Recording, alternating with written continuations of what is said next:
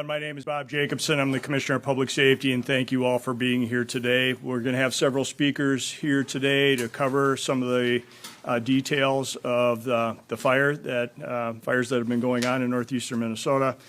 But first of all, I just want to say, number one, certainly our thoughts go out to all those who have been impacted by the fires, those who have been displaced. It certainly has been a traumatic and difficult time, I know, for many of those who are living in those areas impacted by the fires.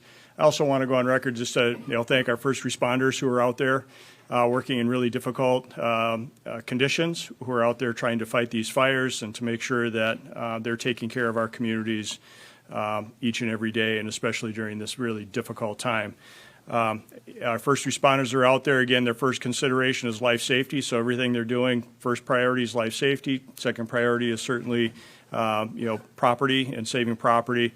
And a reminder that as they're working through the life safety and then property, we know that people want to get back into those areas, but please, heed our warnings, pay attention to what we're asking people to do, which is to stay out of those areas until it's cleared. I know our first responders want to be able to get people back into their homes as quickly as possible, but again, please be patient. Safety is the number one consideration for us. And so with that, I'm going to go ahead and turn it over to our Governor, Tim Walz. Governor. Well, good afternoon, everyone. Thank you for coming today. Commissioner Jacobson, thank you. You're going to hear from some of our experts, including Director of Forestry Thielen, and of course, after I finish here with DNR Commissioner Stroman. I would echo those thoughts. Last night was there's a lot of our firefighters out there with no sleep, really tough conditions, and pretty dangerous fires that are out there. And I think the conditions that we've seen, incredibly dry, been in drought for some, of course, these unseasonably high temperatures, and then exceedingly low humidity have created a really difficult situation. And just to get an idea of what we've been dealing with this fire season, Minnesota experiences a little over 1,100 fires a year. We've already had 970. Sunday alone, we had 40. Monday, which was the first day of this incident, that was on Sunday. On Monday, we had another 40 fires, so we had over 80 fires burning. Many of those have been contained and are under control. There are three big ones where you'll hear the details about. The Camp House fire you keep hearing about is the one that has burned 80 structures and is a pretty dangerous one. So you're going to hear about these three fires. You're going to hear about the interagency coordination that's happening with both local agencies, the Minnesota DNR, our partners in the Forestry Service, communicating up to the federal government about what's happening here. These fires, by the way, and you'll hear more details on them, they are 0% contained at this time. These are dangerous fires that are still moving, still threatening. I would make the case, and again, the plea for your own safety, if folks come along and ask for an evacuation. I know these are difficult decisions to make. We would ask that you please do so. It's not only for your own safety, it's for the firefighters' safety, because protecting these buildings and life puts them at risk. And also, just don't burn. This is, I think, a statewide thing. Whether we get something out and we put something as alerts, it is just too hot, too dry, too dangerous, and our resources will get spread too thin, because what's going into these three fires, and again, on Sunday, when they first started, these folks knew what was coming. They were prepared for it. We put the guard on alert. General Menke will talk about that. Yesterday, I signed the executive order activating them, and those Chinooks are in the fight right now with our members of the Minnesota National Guard. So developing situation, still incredibly dangerous. It's going to take a few days. We're hoping again that Thursday looks like there's some rain and some cooler temperatures on the horizon.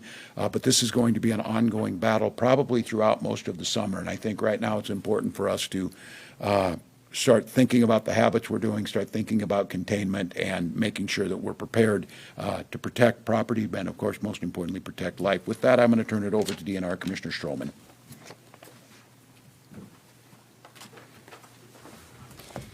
Thank you, Governor. And as you noted, Minnesota is experiencing a very rapidly changing early wildfire season.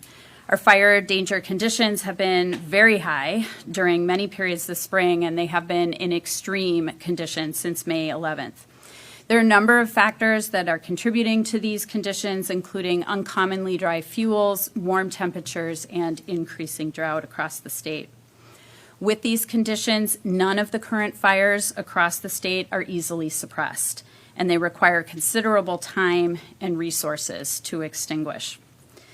As the governor noted, to date in 2025, we have had 970 fires on more than 37,000 acres in Minnesota.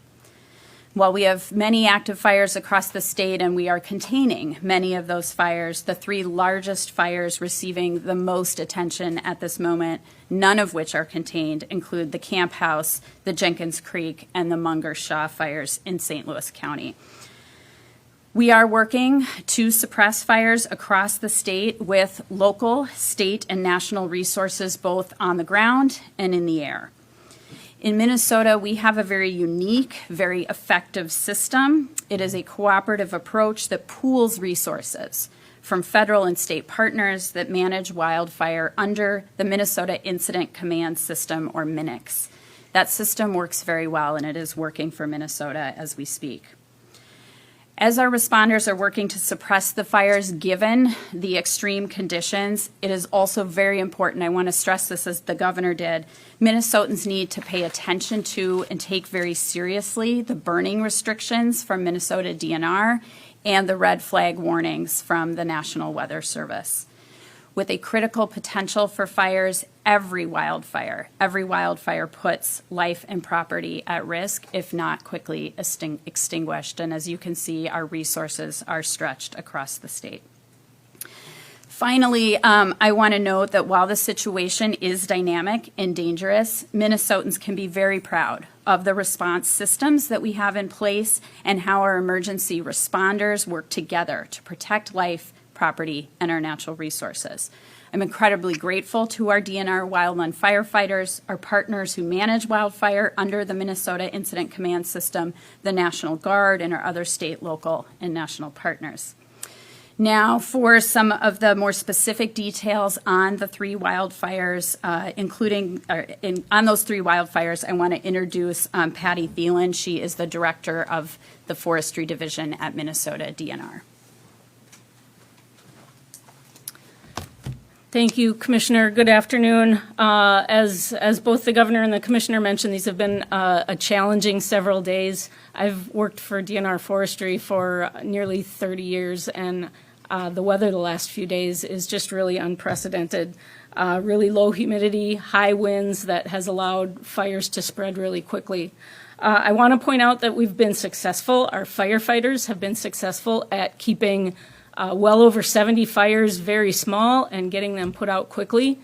There's a few fires that grew very quickly and are a little more challenging. The Camp House fire was the first of these. It was first reported Sunday afternoon, just north of Brimson, Minnesota, which is northwest of Duluth. Currently, it's about 11,780 acres. You're going to hear changing numbers all the time because it's constantly evolving. Second, the Jensen Creek fire was reported Monday afternoon, yesterday, and it's currently about 6,800 acres. That's about 5 miles northwest of the Camp House fire, but it is a separate fire with a separate origin. We've assigned incident management teams to each of these two fires. Those management teams train to come in and manage large fires like this and allow our local staff to be freed up for initial attack on new fires. The third fire this week was the larger fire this week was the Munger Shaw fire, about 20 miles northwest of Duluth. Reported Monday afternoon, later in the afternoon, about 1,400 acres, and this fire is currently being managed by DNR staff. Minnesota has called in a larger incident management team that will be arriving here in the state later today and hopefully will take control of the Camp House fire and the Jenkins Creek fire tomorrow morning. This larger team will manage the two as the Brimson complex. And again, we hope they will take charge at about 8 o'clock tomorrow morning. This is going to free up those incident management teams to be assigned to other fires. One of them will probably be assigned to the Munger Shaw fire. We've got aerial resources based in 7 locations around the state. We're using all of our resources within the state, from DNR, from the Forest Service, other agencies that participate in wildfire suppression. And we're also getting help from across the country. There's resources that are being moved here to help us with these challenges. Situation is constantly evolving, and unfortunately, we expect the weather today and tomorrow to continue to be dry and windy. We are hopeful that the forecast for lower temperatures and precipitation on Thursday will give us a little bit of a break. There's still going to be a lot of work to do, but that will allow suppression to be a little bit easier. Again, these fires are 0% contained so far, and we're working hard towards containment. I really appreciate the work of our firefighters. All of our firefighters were working all weekend, opening fishing weekend, Mother's Day, and I'm so thankful that they were on duty and ready to take the call and jump on these fires. They've done great work, and I really appreciate their efforts. Assistant Commissioner Jacobson, I think, is next.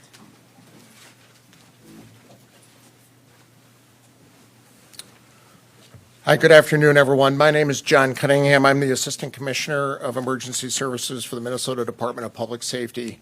I just want to echo the Governor, what's been said before, is just thank you to all of our first responders for responding to this call for service in greater Minnesota, as well as just across the entire state. These are really unprecedented conditions that we're seeing not only in the northern end of the state, but also the warnings just that exist across Minnesota as a whole.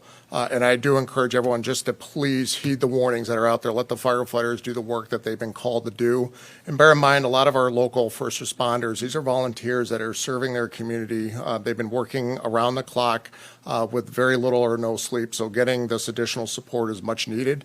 And Minnesota is really exceptional at providing mutual aid to our partners. And this has been an all hands on deck from a local, state, and federal response. So we appreciate the partnerships that have existed for quite some time. And this is certainly being demonstrated in the days previous as well as in the days coming up. Just want to provide a little bit of an overview of what the Department of Public Safety is doing. We are here to support our local agencies as well as our state partners as well as our federal partners. Specifically, the State Fire Marshal Division has working relationships every day with our local fire service agencies. They are embedded not only with the Minnesota Interagency Fire Center, but also assisting on the ground with staging manager support. And those are fire service leaders that came from the fire service that have this experience to help with staging and deploy resources to assist with protecting structures that might be threatened. We also have specialists that are working around the clock to help mobilize fire departments from around the state. We have 2 regions that are actively supporting from local fire departments to help support local fire departments that are being impacted by this major event in northern Minnesota. The Minnesota State Fire Chiefs Association is across the state and actually partners with the Minnesota Department of Public Safety and State Fire Marshal to get resources from local fire departments across the state to help support these efforts and provide also backfill to give some of these fire departments a little bit of a rest so that they can serve their local communities. We will continue to support that through the mutual aid system and to support our state and federal partners in the days to come. Also, our Homeland Security and Emergency Management Division is also actively working with this incident and partnering with our state and federal partners to support the ongoing operation to make sure that as resources become depleted, as we look towards the future, that we have enough resources to continue the operation to suppress these fires and to get communities back into a safe environment. We have regional program coordinators that are on the ground supporting local operations, including the Sheriff's Office, the Rescue Squad that has been instrumental in helping with evacuations and keeping the area safe. We also have stood up an active monitoring posture within our statewide emergency operations center to field any requests that are coming from the field to ensure that all the state agencies and federal partners are collaborating and working together, which has been great over the last few days. And we're ready to look at the big picture, as we have been doing over the last several days since Sunday, of the ongoing threat that exists not only in northern Minnesota, but just across the state of Minnesota as if any additional incidents do occur. We are sharing information with all state agencies. We've also briefed our FEMA region just so that they're tracking and that we're ready to pivot and increase any monitoring or any additional support that we can to continue to support operations on the ground. And the one thing that I also want to point out is while this incident is active and the firefight is ongoing, we are here for the long haul. Recovery is going to be vitally important for the communities that are being impacted. So we will be here in the days and weeks and months to come to help this area recover once the flames are extinguished. As you can see, some of the pictures that are just being displayed, this is a significant event. This is a beautiful area of Minnesota, which is bound in just natural habitat, but this is a very dangerous area right now. We have pilots that are doing exceptional work on picking water up at a very limited access lakes and dropping that water and just staying away from those areas, letting the aircraft do the work that they need to do so that they can continue to fight this operation. With that, I will now turn it over for comments from Major General Mankey. Thank you. Thank you, Assistant Commissioner. Hey, good afternoon, everyone. I'm Major General Sean Mankey, and I'm humbled and honored to be the Adjutant General of your Minnesota National Guard. So I'll just kind of highlight a couple things. The governor mentioned it. Commissioner Jacobson and I talked late Sunday, and the governor had an executive order ready for us to go. So when we came in Monday morning, we were in contact with the Fire Center up in Grand Rapids, working with Commissioner Stroman and her crew, an agency that we train with routinely on an annual basis. The decision was made late Monday morning, and we sent 2 aircraft up out of our St. Paul facility Monday afternoon, and they are part of our 34th Combat Aviation Brigade. And likewise, we supported them with refueling assets from our 148th Fighter Wing out of Duluth, Minnesota. And those aircraft were on station late yesterday into the evening. And then this morning, we sent another 2 additional aircraft up there out of our St. Cloud Army Aviation Support Facility, one Chinook and one Blackhawk. And the one Blackhawk is equipped with external hoist capability in case it's needed, God forbid, in an emergency or something like that. But, we are ready because of the training that I said we do with our DNR. Our motto, always ready, always there, I think is relevant in this case. And I'm extremely proud of the partnership that we have with our DNR and our national partners to combat this type of disaster when it happens in a state, and proud of our soldiers and airmen who support us each and every day. We live here, we serve here, and we work here, and we'll continue to do what we can to support this effort and be ready for what's next. With that, I think I'll turn it over to the governor and the team for any questions if there are any. Thanks, General. Yes, sir. Appreciate it.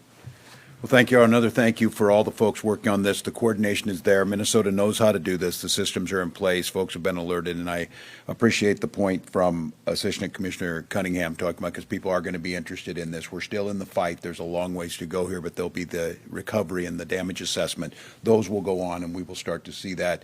Contact, as you heard, has already been made with FEMA, and my team, before I came over here, contact with the Trump administration to let them know this is an ongoing developing situation that will take some time, and we'll see when it's all over and the assessments come in if we're going to need some of that federal assistance. But with that, any of us would take some questions. Yes. Danny Spiewak, Carolyn. Can someone just, whether it's you or anybody up on the panel, just explain the scale of this? Yeah. Historically, what does this look like? I might let you. More fire experience. Overall, what's the scale of this? It's hard to say because the fires continue to grow. But as of this morning, I think we have had over 37,000 acres of fires, and in an average year, give me a moment here.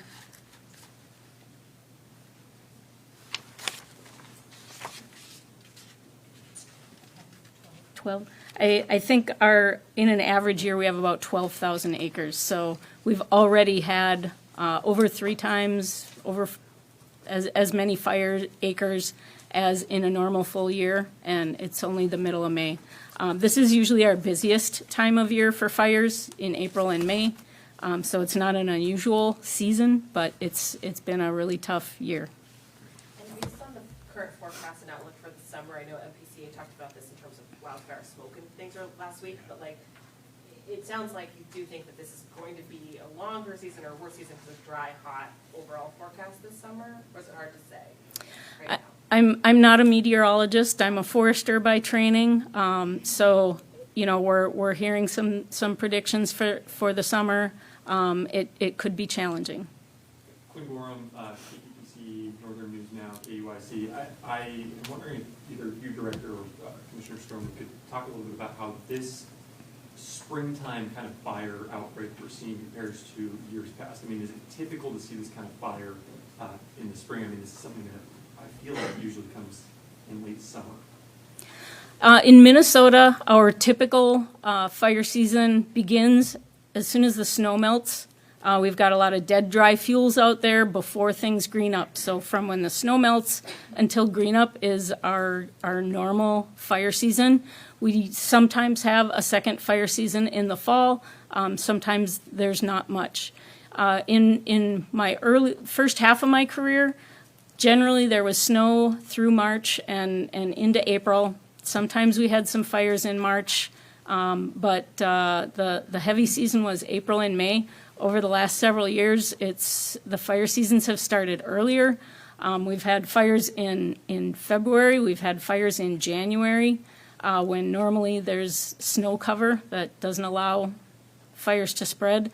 So the weather has not been cooperating for us, and it seems like we've had more fires earlier in the year than we ever have before. I just want to add to that against Sarah Stroman, Commissioner at Minnesota DNR. We are seeing part of the effects of climate change, right? And that's what Director Thielen is talking about when she's seen the change over her career. And so it is hard to compare what has been historically the normal fire season pattern in the state of Minnesota and what we are seeing now and going forward. We are trending towards hotter, drier weather, and that is going to change the fire situation. We are tending towards more extreme precipitation events. So, you know, we had a lot of rain recently here in Minnesota, and then it suddenly got very dry, right? It is not evenly spread. And so that also changes the nature of the fire season. And so I just think it's important to remember that what we have historically seen in a fire season is changing, and that is something that Director Thielen and her fire team and our interagency system across Minnesota is thinking about, is how do we prepare in different ways to address what is a changed environment. Governor, have you been in conversations with the President or his administration about this situation yet? No, not specifically. My team, when I came over here just a little after noon, knew that we were talking to the FEMA folks in the usual chain of command, but I asked them, and they are now making contact up to the administration, let them know this is ongoing. And at this point in time, you know, we know how this works. We know the system or whatever. I'm going to assume that the changes that have been made at the federal government have not gutted FEMA, have not gutted our responders. I'm going to give them the benefit of the doubt because we know how this is going to work. We know the responses, and I will say at this point in time, there's no reason to believe anything has changed. Our folks are responding. Our resources there. We're doing the fight that needs to be there. But I do want them to make sure that asked it to raise it up to that level to know that this one, I think, is going to, when you hear 80 structures burned in the first day, that's pretty challenging. That's going to add up very quickly. Jason Rantzler, WCCO TV. Are we worried about these fires impacting urban areas, cities in the area? Yeah, I will maybe let the experts talk about that. I think that's the concern, that it's dry everywhere. I'll re-stress that, careful around fires in general, but I'll let folks talk about that a little bit.